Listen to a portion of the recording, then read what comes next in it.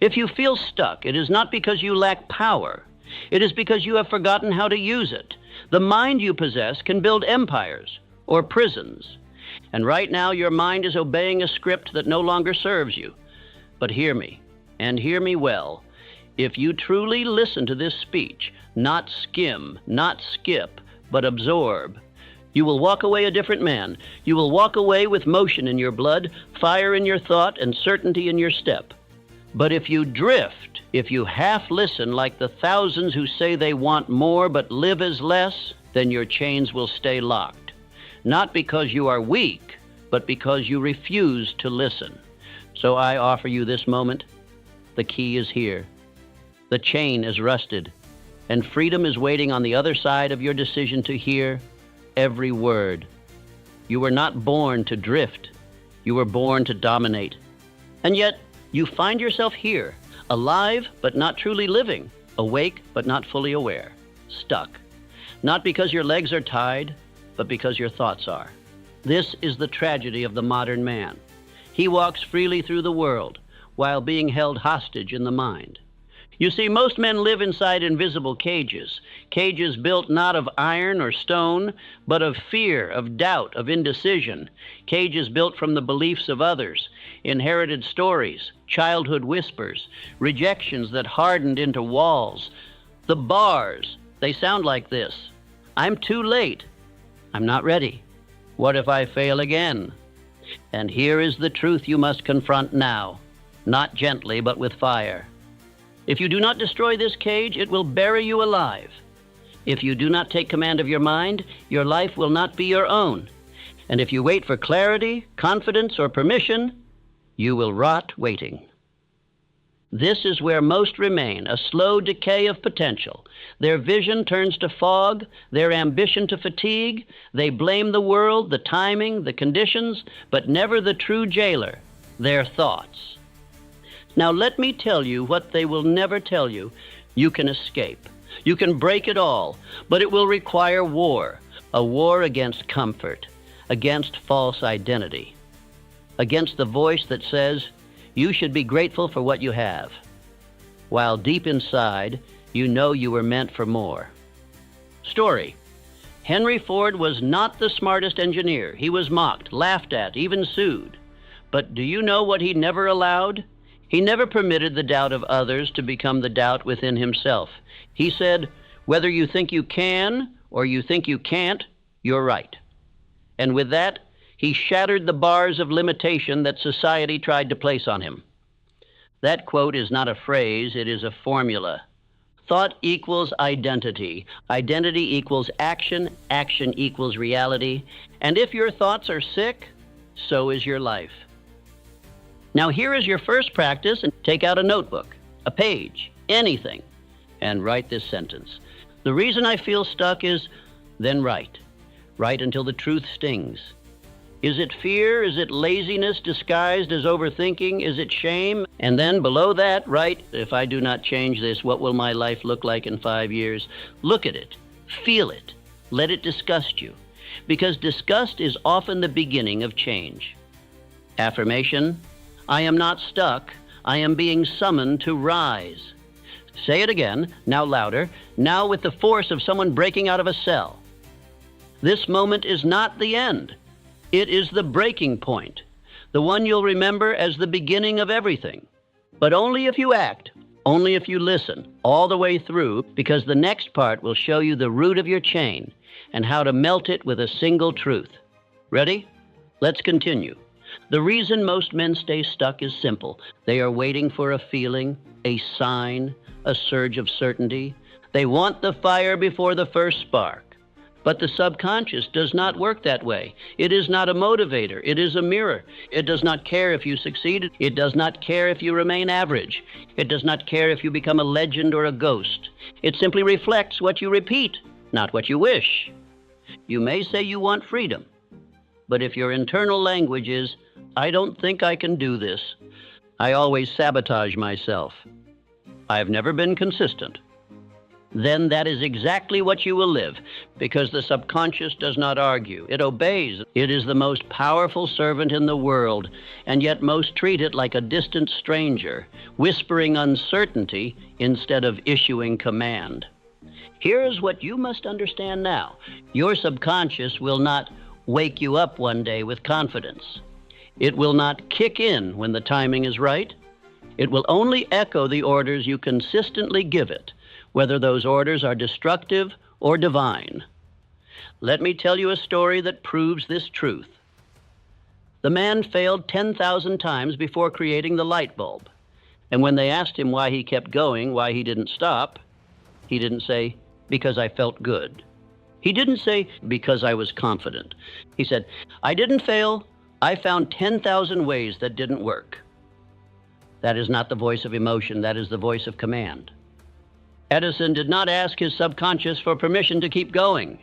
He trained it to believe that success was inevitable, no matter the delay. He didn't hope to become successful. He installed it through daily repetition, decision, and identity. And you must do the same, because the longer you feed hesitation, the more it becomes your script.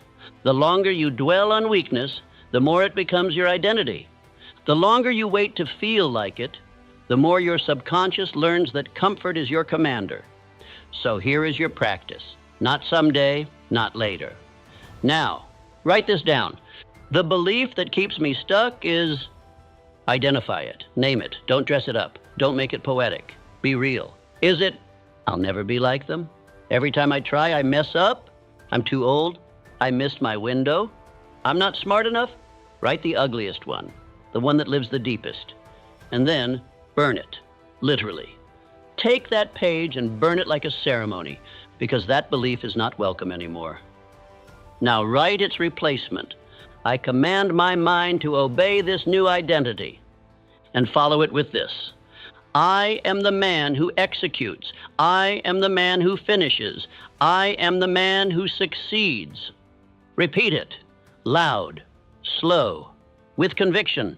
Do it 100 times this week. Aloud, in front of the mirror, while walking, while alone, every single day. You are not just saying words. You are laying new bricks in the house of your mind. You are rewriting the programming that has silently sabotaged your life. Because again, the subconscious does not argue, it obeys. So if it must obey something, let it obey the highest version of you. Let it obey the man who acts without permission. Let it obey the voice of purpose, not fear. Let it obey command, not feeling. I do not wait to feel ready. I act, and my mind follows. That is your identity now. Say it again. I act, and my mind follows. Now breathe, stand, look yourself in the eyes. The man you just spoke to, that man is being built. With every repetition, with every step, with every command, he's coming. You are not just a product of your choices. You are a reflection of your environment. The voices you hear, the habits you witness, the energy that surrounds you, all of it. Every piece of your daily atmosphere is a silent architect of your beliefs. Environment is not passive, it is active. And if you feel stuck, it's likely because your environment is pulling you backward, while your soul is begging you to move forward. You rise to the level of what surrounds you, or you remain at the level of what surrounds you. That is the law. You may have the vision of a king, but if you live inside a kingdom of excuses, you will speak like them, act like them, and eventually believe you are one of them. Let me tell you something very few will say out loud. If you stay in a room that normalizes delay, mediocrity, distraction, and fear, you will never rise, no matter how strong your mind is. Your subconscious does not only listen to you, it listens to the rhythm of the people, habits, and messages you allow around you. This is why Andrew Carnegie didn't just build steel. He built a mastermind, a group of men whose very presence forced expansion. Men who did not ask, "Is this too bold?" Men who challenged each other to act before comfort arrived. Men whose standards were so high that even standing beside them made you think bigger, because energy is contagious. And if you spend too much time around the energy of fear, doubt, and stagnation, you will catch it. You will call it logic or realism or just being practical. But the truth is, you've caught the infection of smallness. And here's the most dangerous part. If you stay in that environment long enough, it starts to feel normal. And once something becomes normal, it becomes sacred. You start defending the very thing that is keeping you stuck. You say things like, oh, that's just how I am. So that's just the way my schedule is. I don't have people like that around me. Listen to me. That's not how you are. That's how you've been programmed. Your environment carved that pattern into you, and your silence maintained it. But today, you carve something new. If you want your subconscious to believe that a new life is beginning, you must change something physical in your environment. It can be simple, but it must be deliberate. Rearrange your desk, clear the clutter in your room. Replace a piece of art, or remove something that no longer represents your future. Throw out something you've kept out of guilt or fear. Set an alarm that goes off every day with your new identity phrase. This is not decoration. This is declaration. You are telling your subconscious, I no longer live in the house of my former self. I no longer sleep in the bed of delay. I no longer walk in the shoes of the man who was stuck. Even a single object change with purpose is a seed planted in the subconscious. And once it sees one seed, it becomes willing to grow more. Beyond the visible environment, audit the invisible. Who are you listening to daily? What voices speak into your mind through books, audio, or casual conversations? Do you keep company with doubters or builders? Let this be your rule. If a man would laugh at your dream, he is not qualified to speak into your process. If a man would flinch at your ambition, he cannot advise your discipline. You must surround yourself with standards, not sympathy. There's nothing wrong with love and support. But if your circle only loves you as you are and not as you could become, then they are not your circle. They are your cage. Even if you're alone right now, you can build a new circle. Start with books. Start with the men who already lived as you want to live. Let their stories become your environment. Read Carnegie, read Ford, read Edison. Watch what they did. Copy their rituals. Adopt their mindset like armor. You don't need a new friend group to change. You need a new frequency. And once you embody that, the right people will appear. Growth does not tolerate comfort. You cannot grow in the same room where you started doubting yourself. You cannot evolve while clinging to the same schedule that keeps you busy but never makes you better. You cannot rise while everything around you reminds you of the man you're trying to leave behind, so shift something. Now today, rearrange your space, upgrade what you see. Change what you listen to, audit what you tolerate, because the subconscious watches it all. And the moment it sees that you're no longer acting like the old version of you, it begins to build the new one. Every man is ruled by something. Whether he knows it or not, he bows to a voice, and that voice dictates the quality of his life. Some men are ruled by a memory they never made peace with. Others obey a set of fears passed down to them like heirlooms.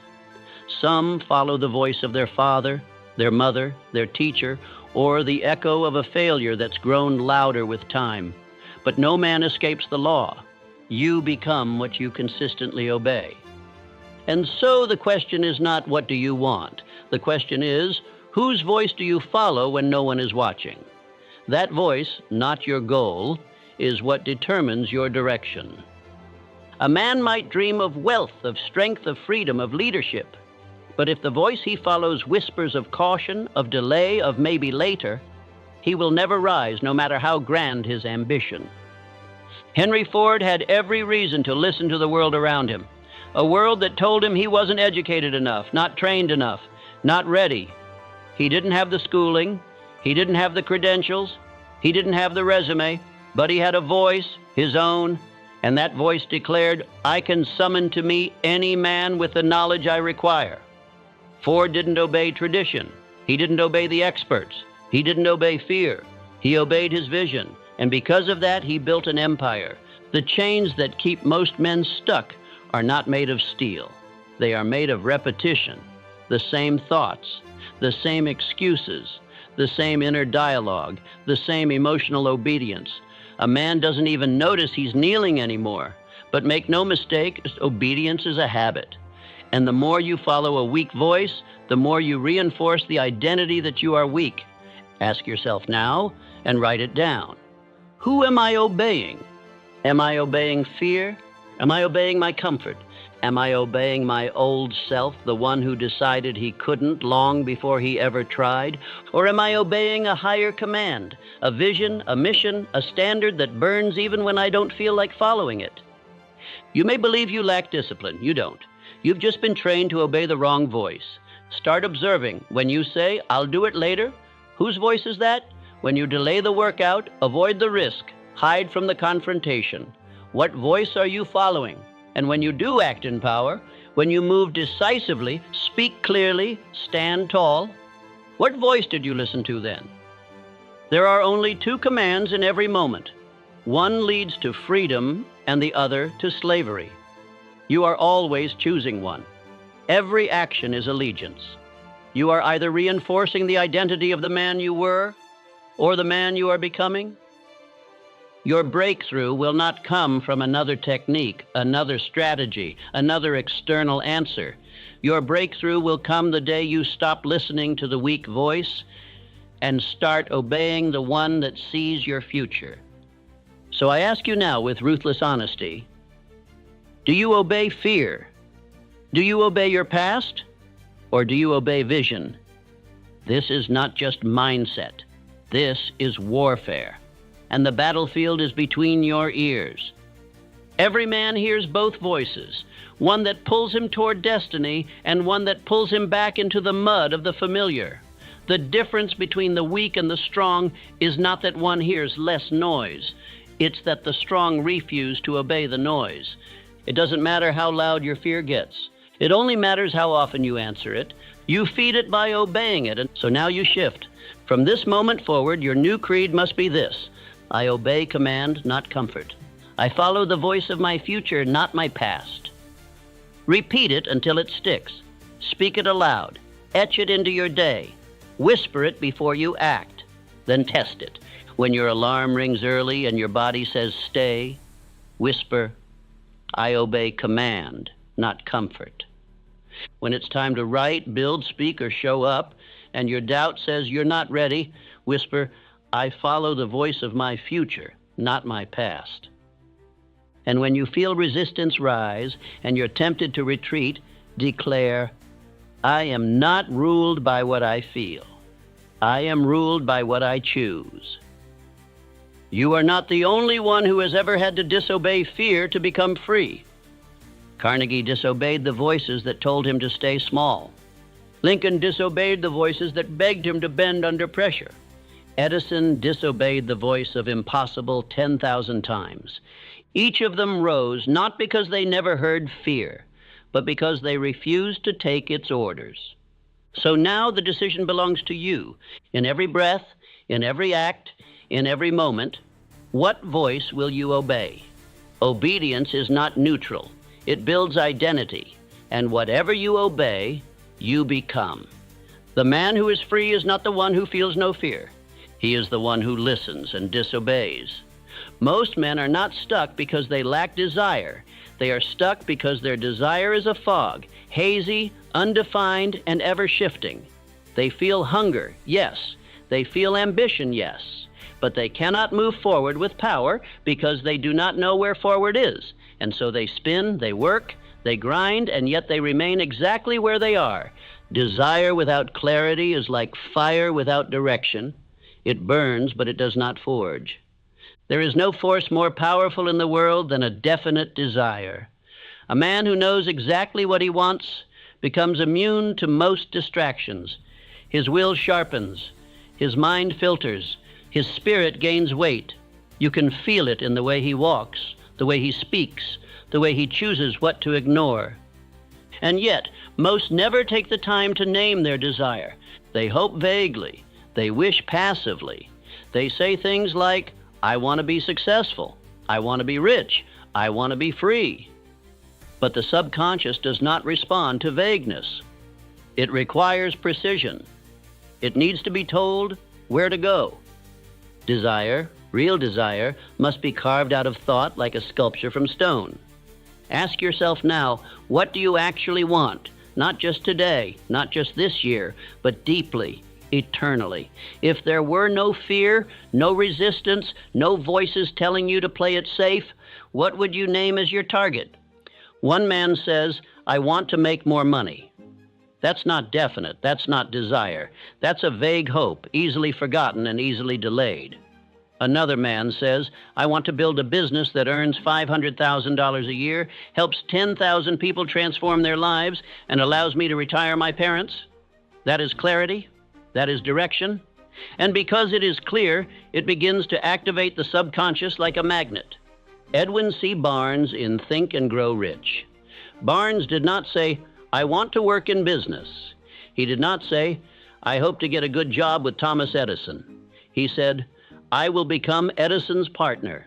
And though he had no money, no connections, and no formal education, he succeeded. Not because he had better tools, but because he had a definite chief aim. And he refused to compromise with vagueness. This clarity burned in him so deeply that even when he was assigned lowly tasks, even when years passed without visible progress, he did not doubt.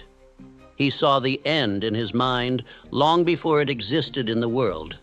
That is the power of desire backed by belief. It becomes a path. Write this down now. Make it personal. Desire backed by belief becomes a path. Because what you believe becomes what you build. But what you fail to name can never be built. So your practice for this part is this. Write your definite chief aim. Not tomorrow, not after you read a few more pages. Now, sit down and answer the question. If I could build one result without fear of failure, what would I build? Be specific. Make it concrete. What do you want? How much? By when? For what purpose? Then, once you have written it, speak it aloud every single morning. Yes, speak it aloud. Not because the air needs to hear it, but because you do. The version of you that doubts, delays, and forgets. That version must be reminded every single day who you are becoming. There is a power that awakens in a man who hears himself declare his purpose. A quiet but profound shift begins to take place. Hesitation loses its grip. His day begins to arrange itself around his aim. Opportunities are no longer missed because he begins to notice what aligns and discard what doesn't. This is how clarity becomes liberation. Without it, you live as a drifter, always moving, never arriving. But with it, you move as one with a compass. And even when the storm hits, you still know where you're going. Understand this. Desire without clarity is noise, but desire with clarity is destiny. Ford, Carnegie, Lincoln, none of them had perfect plans when they began, but they had something better. They had burning clarity of purpose. They knew what they were here to do. And because they knew it, they endured more, risked more, and achieved more than any man who was merely interested. So I'll ask you again, what do you want? If you do not know, you are not yet ready to rise, because rising requires direction. And direction is born when you stop lying to yourself about what you truly want. The man who is clear does not waste time.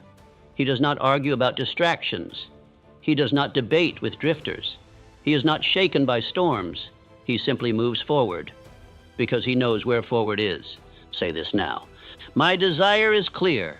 My path is known. I move forward, not by emotion, but by command. And from this day forward, do not let a morning pass without reading your definite chief aim. It is not a ritual for motivation. It is a command for identity. And the man who obeys it becomes it. Doubt is not a result of being unprepared. It is a result of being still. Every time a man hesitates, he waters the roots of fear. Every moment of overthinking becomes another brick in the wall that separates him from power. We speak often of confidence, of courage, of belief. But the truth most avoid is this. None of these come before action. They are born inside it. You do not become courageous and then move. You move and then discover your courage. You do not build belief by reading. You build it by doing what your fear says you cannot do. Doubt, like mold, thrives in darkness and stillness. Action is the light that kills it. This is not a theory. This is law. Abraham Lincoln made some of the most world-shaping decisions in the history of mankind. He abolished slavery. He held a broken nation together. And yet he did so not because he was without fear, but because he acted in spite of it. Imagine the weight of such decisions, hundreds of thousands of lives at stake, the very future of a divided country on his shoulders, and still he did not wait for fear to vanish. He knew it never would. He acted anyway. That is the difference between the man who transforms the world and the man who is transformed by it. The man who moves wins. It's the man who waits watches. And the world does not reward watchers. So you must train yourself to act while afraid, to interrupt the cycle of hesitation with movement, because every time you move, you reclaim ground. You take a piece of your life back from the hands of doubt. Here is a powerful exercise for you right now. Sit down and write out your fear list. Name them. Do not hide them. Do not pretend they are invisible. Write out the very things you know have been stealing your momentum. What are you afraid of? Is it failure, rejection, financial ruin, criticism? Is it the fear that you're not good enough, that you'll try and still fall short? Write them all, and then next to each one, write down one opposing action you can take within the next 48 hours. Not 48 days, not someday when things feel right. 48 hours.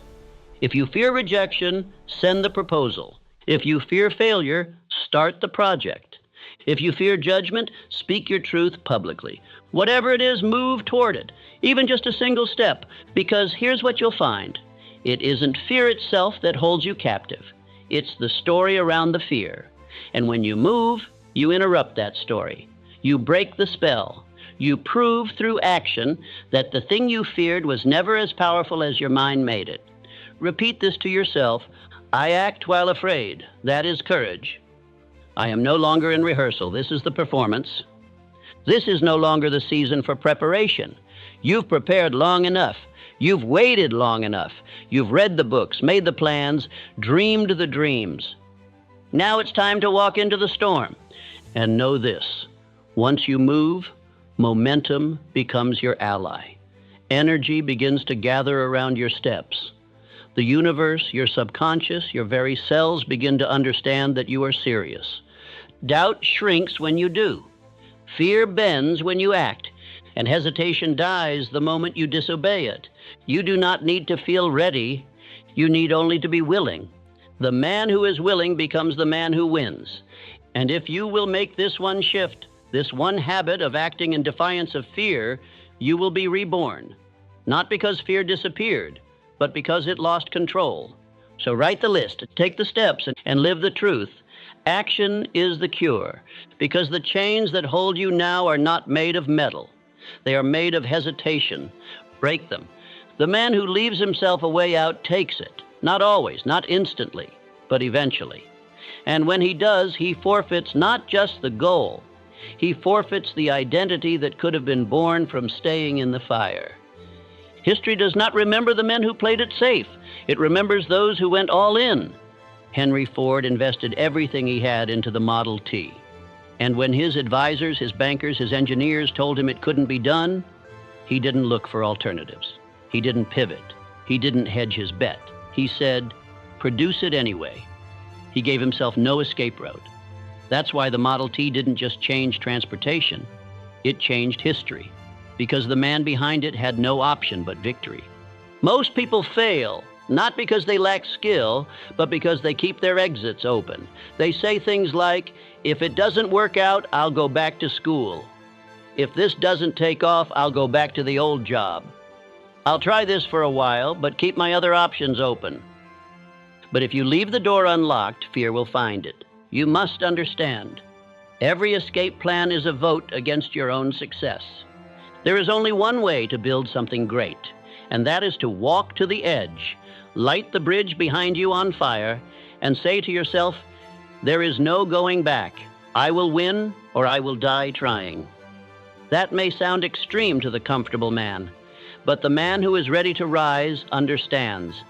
Comfort never produced greatness. Certainty never birthed transformation, and safety never wrote history. If you truly want freedom, you must give up the illusion of fallback, because every time you fall back on something, you fall back into someone. The man you used to be, the one who doubted, the one who delayed, the one who settled. And every time you return to him, you make him stronger. You give him a voice, you say your way is still an option. It cannot be. You must burn the bridge. Here's your practice. Declare your goal publicly. Speak it out loud. Write it where you can see it every day. Let others know. This creates accountability.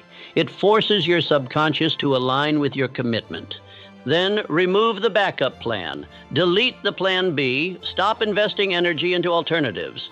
Put your time, money, attention, and heart into one direction. Not 10, not 2, 1.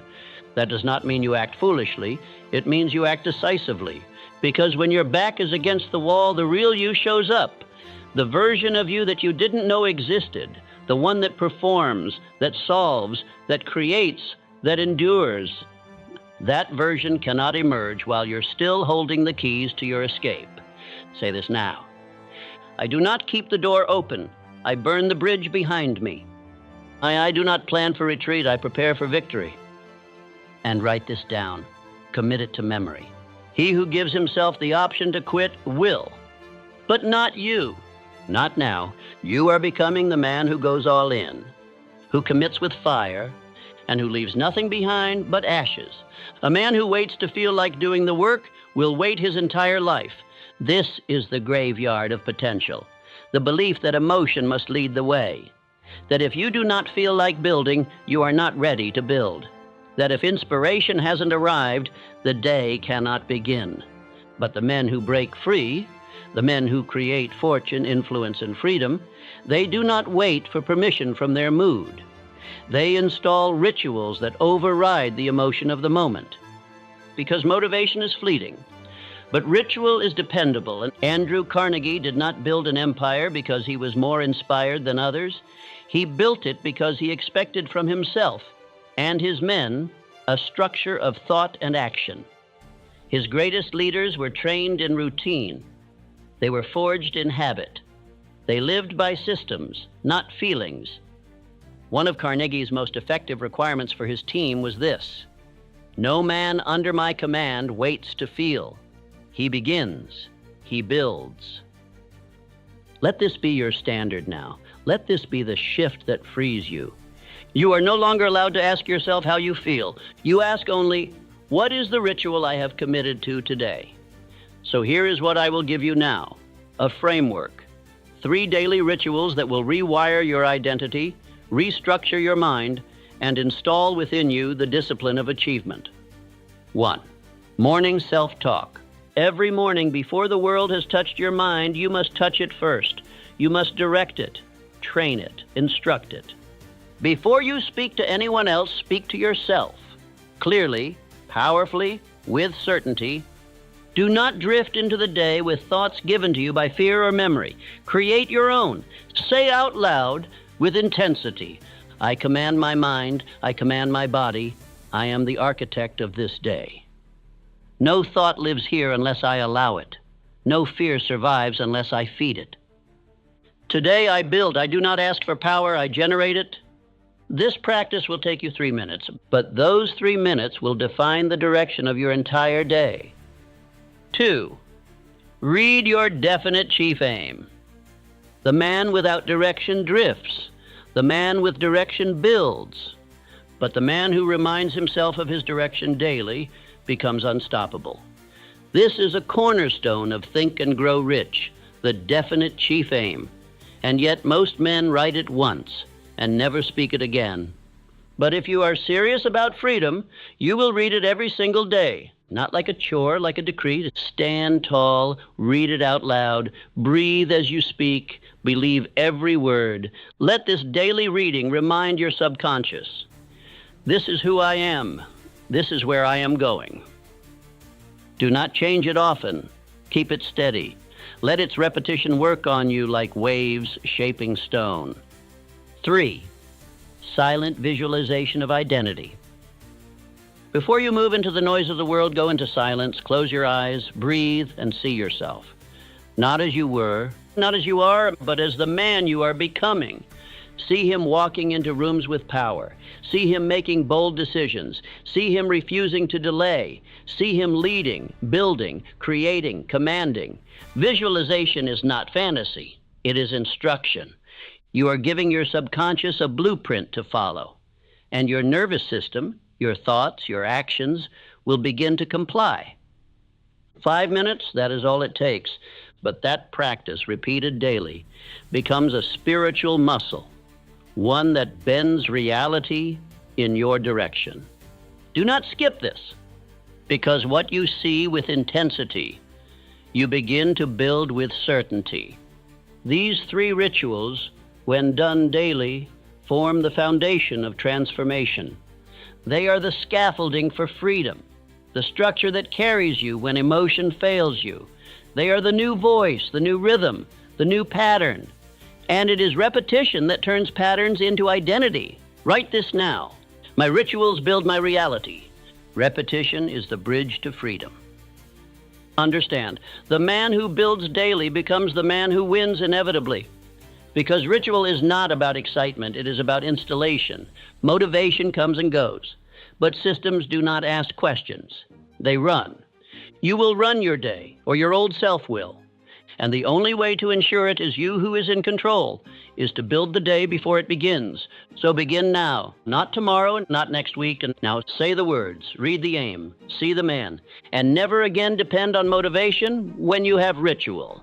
The reason most men remain stuck is not because they lack vision. It is because they see their vision as something separate from who they are. They think success is something they achieve, when in truth, it is something they embody.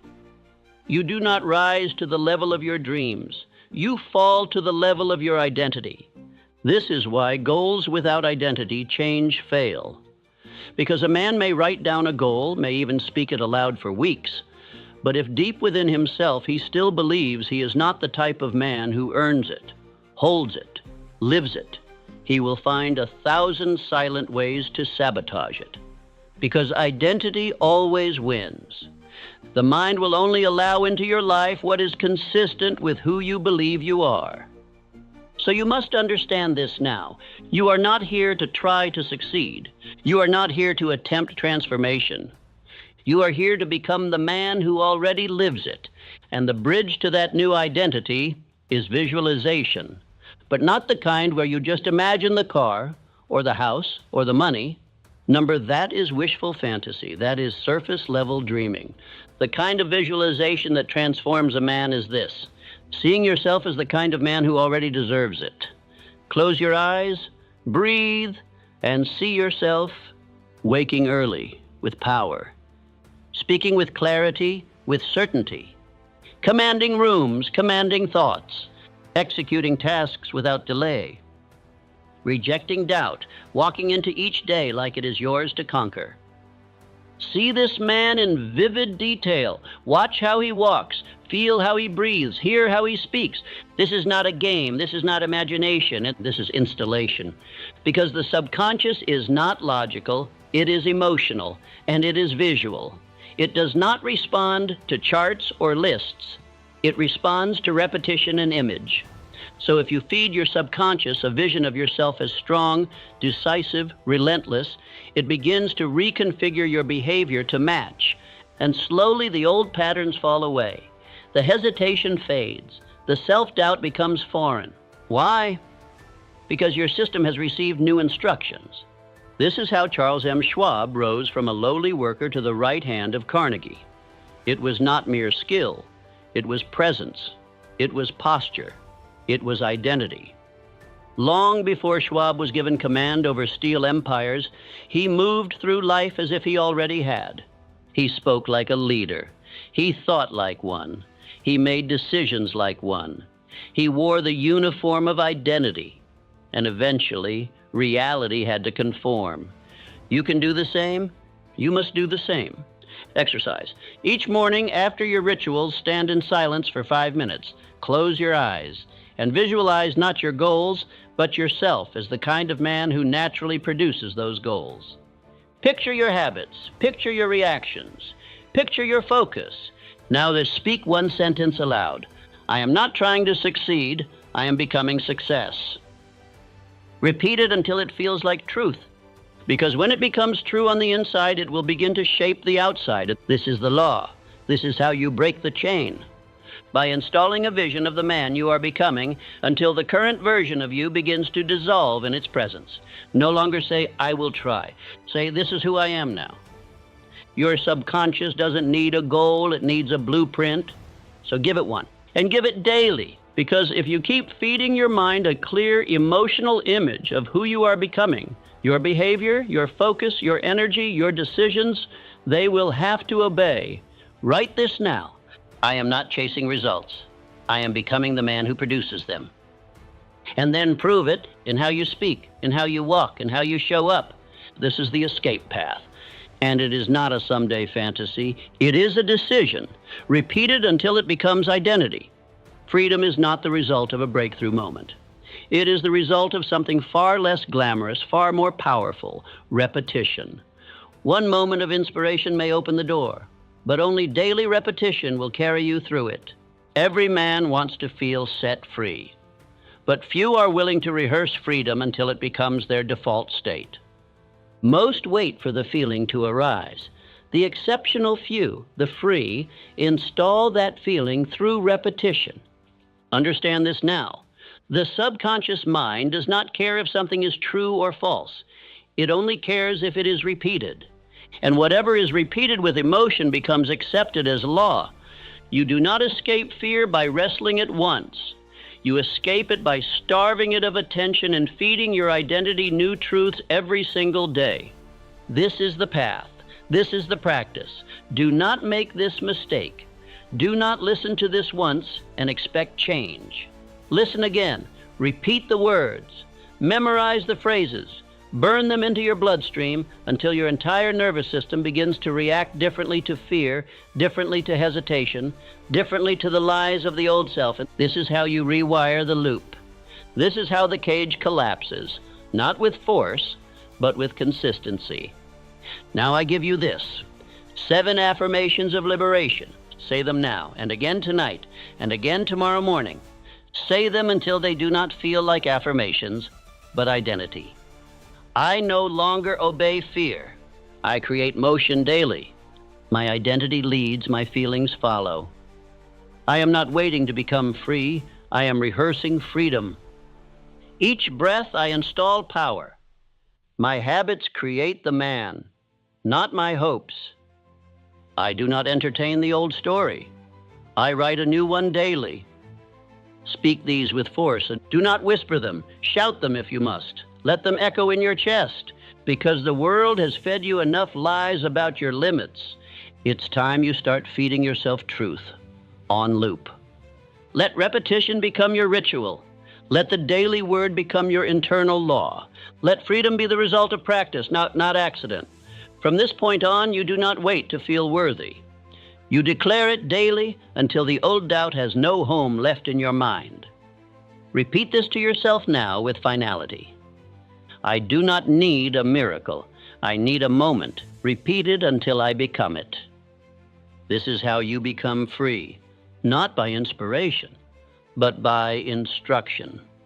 By rewriting your reality, one declaration at a time, until even your silence begins to speak freedom. Right now, in this very moment, you stand on a line between 2 worlds. Behind you, the old pattern, the old loop, the old identity that says, I'm stuck. Ahead of you, the man you were meant to become, standing tall, waiting not for permission, but for your decision. You are not merely making a choice today. You are showing your future self what kind of man you are. He is watching. He is watching to see, will you retreat to comfort? Or will you rise even while uncertain? Will you fall into the old excuses? Or will you finally become the architect of your becoming? Because being stuck is not a life sentence. It is a daily habit. It is a loop of hesitation repeated so many times that it became a personality. But that is all it is, repetition of avoidance. And what breaks repetition? A decision, spoken aloud, acted upon, repeated until it becomes law. This is the moment you declare what kind of man you are, not by emotion, but by command. Speak this now, with force, with spine, with full conviction. I'm the type of person who is decisive. I'm the type of person who is focused. I'm the type of person who has faith. I'm the type of person who has a burning desire. I'm the type of person who is disciplined. Now repeat it again. This time, not as a man trying to convince himself, but as the man who knows it's already true. I'm the type of person who is decisive. I'm the type of person who is focused. I'm the type of person who has faith.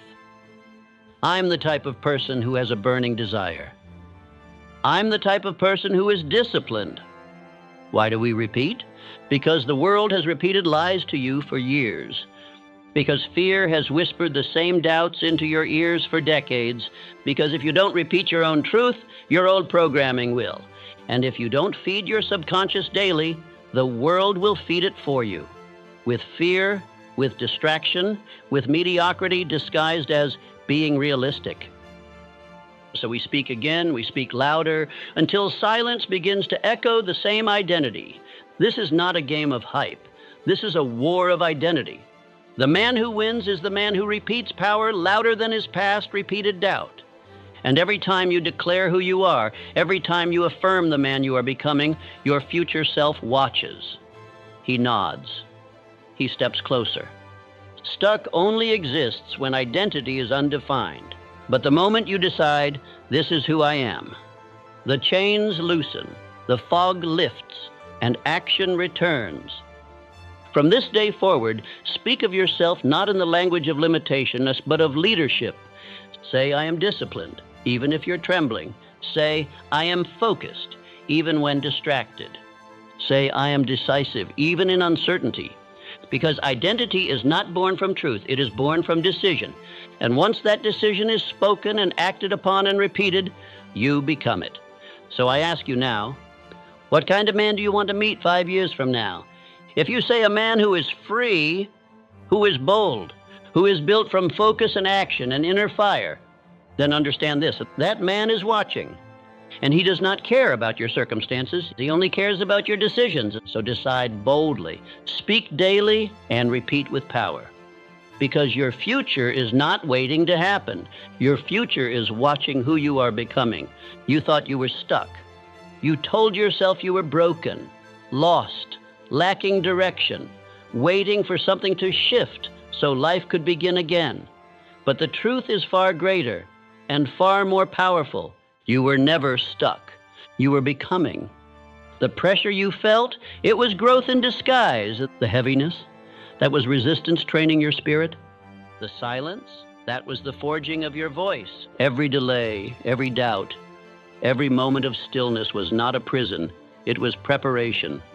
Because no man rises without a season of becoming. No oak grows without first splitting its seed. No empire is built before the foundation is tested. And now, you are no longer guessing. You are no longer circling the same thoughts. You have spoken new words, built new patterns, declared a new identity. You did not just listen to a speech, you rewired your soul. The man who began this journey was not the man who finishes it. The chains, you held the key the whole time. The fear, it only lived as long as you fed it. The doubt, it died the moment you remembered who you were becoming. So repeat this truth.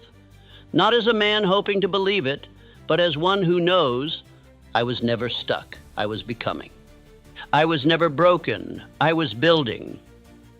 I was never weak, I was waiting to be called into strength. And now that strength is yours. Let us finish with one final declaration, not whispered but declared, daily, clearly, without apology. I'm the type of person who is decisive. I'm the type of person who is focused. I'm the type of person who has faith.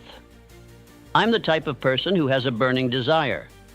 I'm the type of person who is disciplined. Repeat it again and again and again. Not until you remember it, but until you forget who you used to be.